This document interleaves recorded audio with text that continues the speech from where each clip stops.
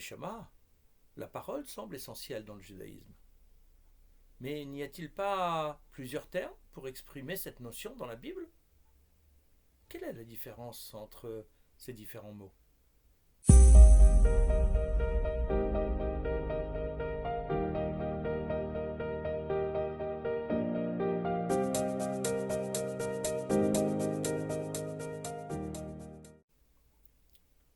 En effet, les expressions qui sont les plus fréquentes sont d'un côté Vayomer, qu'on traduit par il dit, mais également Vaïdaber, il parla. Et on a à première vue l'impression que c'est juste une question de style et qu'on exprime la même chose. Or en fait, il y a une vraie différence. Le monde est créé par 10 Mahamarot, comme l'enseignent les Pirkei Avot. Chapitre 5, Mishnah 1. Dans le récit de la création, le texte utilise pour désigner l'intervention de Dieu la racine Amar, qui désigne le dire dans sa forme la plus simple. De fait, pas besoin d'artifice. Dès que la parole divine, expression de sa volonté, est énoncée, la chose se réalise. Dieu dit, Vayomer, que la lumière soit, et la lumière fut. C'est ce qui apparaît au verset 3 du premier chapitre. La Torah, en revanche, est donnée au mont Sinaï par 10 dibrot, Aseret à dibrot. Le dibour est une parole forte, cadrante, autoritaire. Il ne s'agit pas de faire exister quelque chose de nouveau, mais de transmettre une loi à un peuple. Cette règle ne peut être douce pour être appliquée. Elle doit être imposée, même si elle est acceptée par anticipation. Comme l'explique le Maharal de Prague, pour être une référence absolue, la Torah ne peut dépendre que du bon vouloir humain, qui est trop instable. C'est pourquoi la Gemara nous explique que malgré leur engagement à la respecter sans même vraiment la connaître, Dieu doit la remettre sous contrainte, en retournant la montagne au-dessus d'eux. Mais pourquoi cette parole, Neshama, ce dibour, est-il si important pour la Bible? Dieu fait plein d'autres choses que parler. Il réalise des miracles, il montre des choses à voir ou à vivre, comme les 10 plaies par exemple. Ce qui distingue l'homme de toutes les autres créatures du monde, c'est qu'il soit un medaber, c'est-à-dire un être parlant. Cela, depuis sa création, dès que Dieu lui insuffle un souffle de vie, les commentateurs traduisent cela par la capacité de parler. Son langage n'est pas qu'informatif, comme celui des animaux. Grâce à l'alphabet, il peut inventer des mots qui correspondent à des concepts abstraits, qui ne sont pas des entités existantes physiquement. Le bien, le mal, le beau n'existent pas dans la nature. Si la nature est belle, elle est telle qu'elle est, telle que le Créateur l'a conçue, et cela suffit. Dès lors, les mots, les paroles prononcées par l'homme deviennent un vecteur relationnel entre la créature humaine et le Créateur divin.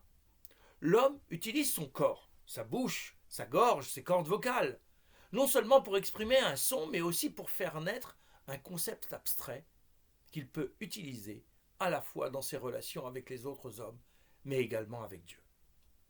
Si Dieu s'adresse aux hommes en mots, c'est pour nous montrer la voie et nous inciter à en faire de même. Si Dieu n'intervenait que par des phénomènes physiques, nous pourrions croire qu'il est lui-même une superpuissance physique. Ouvrir la mer, transformer l'eau en sang, envoyer sur un pays des grenouilles ou une épidémie, cela ne nous renseigne que sur les capacités matérielles d'intervention de Dieu sur terre. C'est bien sûr essentiel, car c'est la puissance créatrice de Dieu, mais ce n'est pas représentatif de sa divinité.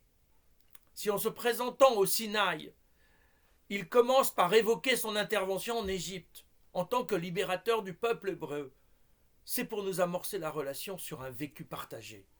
Ce n'est pas pour nous dire de quoi il est capable. Cependant, dès les premiers mots, il indique différentes facettes de sa manière d'être au monde. Il y a le Anochi, moi je suis, qui met en avant son existence, non contingente et primordiale. Ensuite, le tétragramme, le Shem Havaya, qui est l'indicateur de sa transcendance, notamment son existence au-delà du temps. Enfin, Elokecha, l'indication de son immanence, de sa relation personnalisée et personnelle avec chacun.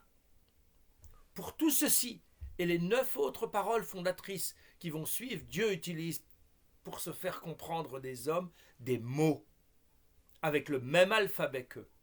Il parle, comme l'enseigne la Gemara en plusieurs endroits, le langage des hommes.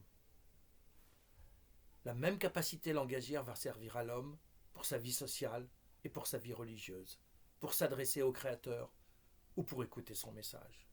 La parole du Sinaï est un dibour, car elle est celle d'une alliance, d'un contrat, dans lequel chacun des partenaires s'engage à assumer la responsabilité qui est la sienne, à jouer le rôle qui est le sien. Mais, Neshama, on peut aussi dire des bêtises, des insultes, de la médisance avec la même bouche. Oui, Ego. C'est pourquoi l'homme doit comprendre l'importance de cette fonction corporelle, pour la réserver autant que faire se peut à des utilisations adaptées. C'est l'un des défis du libre arbitre, de choisir ce que l'on dit ou ne dit pas.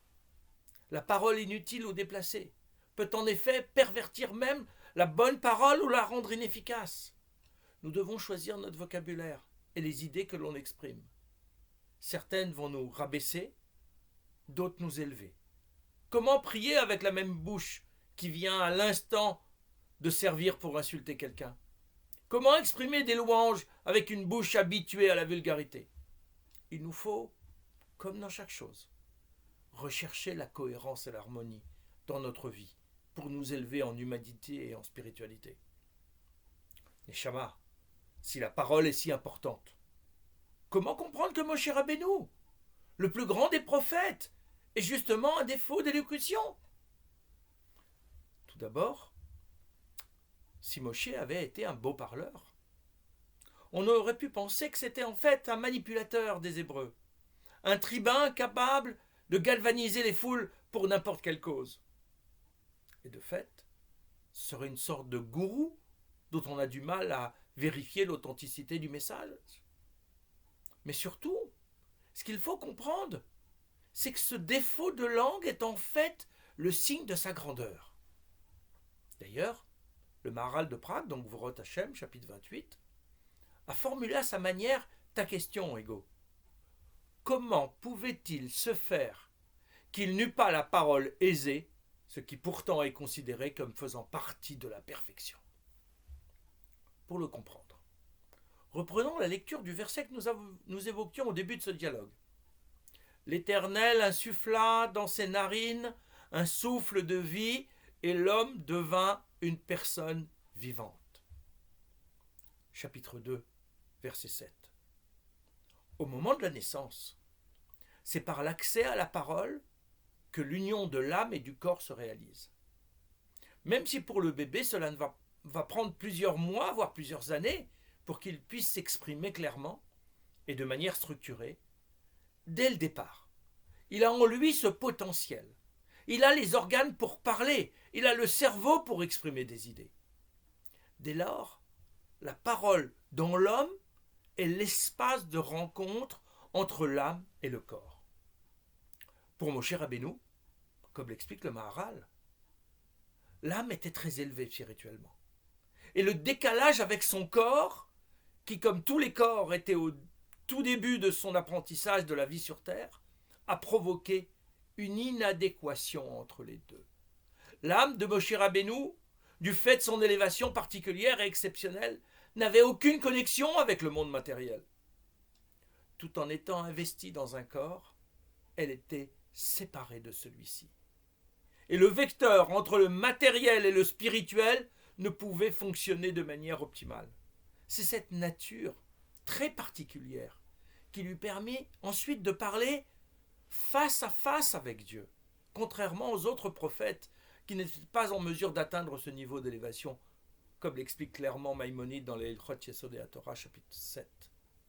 Il pouvait dialoguer avec Dieu lorsqu'il le voulait et en pleine conscience. Ce n'est qu'en redescendant du Sinaï, avec les secondes tables, et que son corps lui-même a été élevé en spiritualité au point que son visage brillait, qu'il a pu trouver un usage normal de la parole. La différence d'élévation entre le corps et l'âme avait été réduite et du coup la connexion entre les deux pouvait se faire normalement. Son infirmité apparente était en fait le signe d'une grandeur d'âme exceptionnelle qui dépasse notre entendement habituel. Il nous faut alors regarder autrement ceux qui peuvent avoir un défaut de langage et apprendre nous-mêmes à parler. Oui, Ego. Les apparences sont souvent trompeuses. Apprendre à parler, c'est une exigence de chaque instant. Apprendre à parler vrai, juste, respectueux, pur, propre, positif, ce n'est jamais fini. Notre parole est libre. C'est notre plus grande force, mais aussi notre plus grande faiblesse. Elle peut nous faire chuter toujours plus bas ou nous faire monter encore plus haut. On peut choisir d'exprimer un mahamar, une parole constructive, ou un dibour, une parole autoritaire, cadrante. Mais tu as dû le comprendre.